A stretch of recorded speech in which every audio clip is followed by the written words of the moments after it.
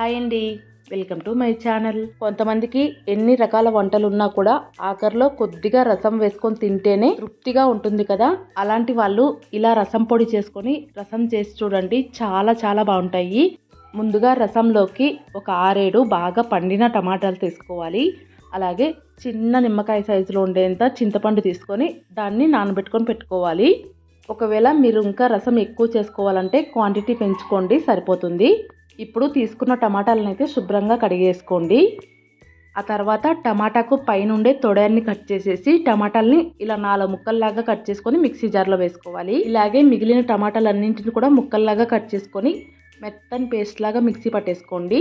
ఇప్పుడు ఈ పేస్ట్లోకి ఒక 1/2 లీటర్ వరకు నీళ్లు వేసుకోండి.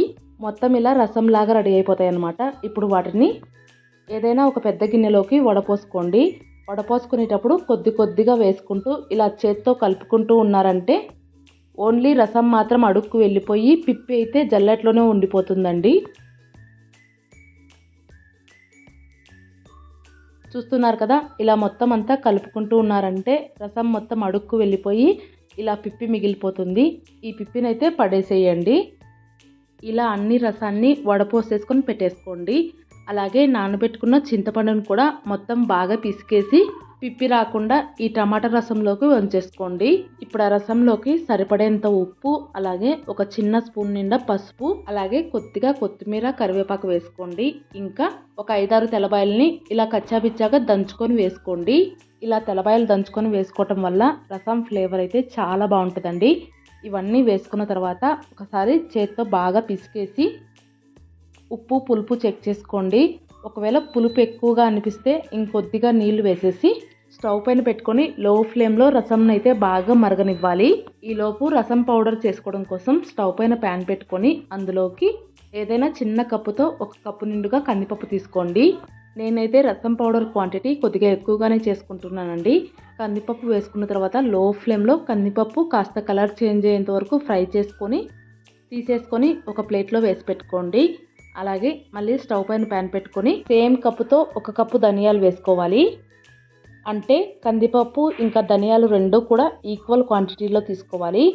ఇలా ధనియాలు కూడా కాస్త కలర్ చేంజ్ అయిన తర్వాత వాటిని కూడా తీసేసుకొని ప్లేట్లో వేసి పెట్టుకోండి. ఇప్పుడు మళ్ళీ ప్యాన్లోకి 1 టేబుల్ స్పూన్ మిరియాలు, అలాగే 1 స్పూన్ మెంతులు వేసుకోవాలి. వీటిని కూడా కలర్ చేంజ్ అయ్యేంత వరకు ఫ్రై చేసుకొని తీసేసుకోండి.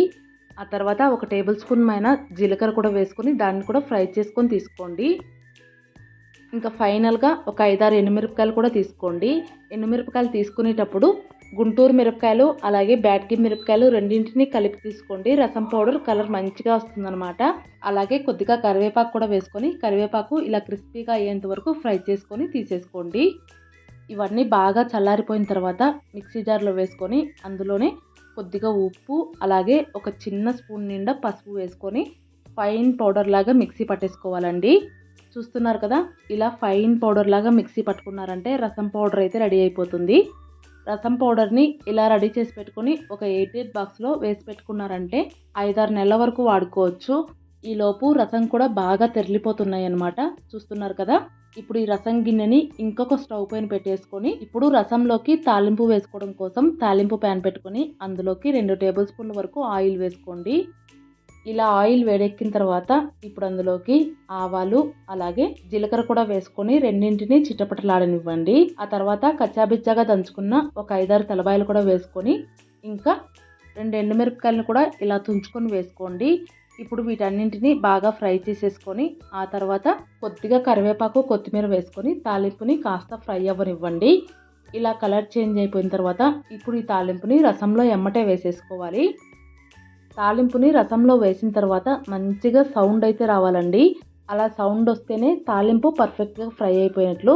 ఇలా తాలింపు వేసుకున్న తర్వాత కొద్దిగా రసాన్ని ఒక గరిటె నిండా తీసుకొని ఆ రసాన్ని తాలింపు గిన్నెలో వేసుకొని మళ్ళీ గిన్నెలో వేసేసుకోండి.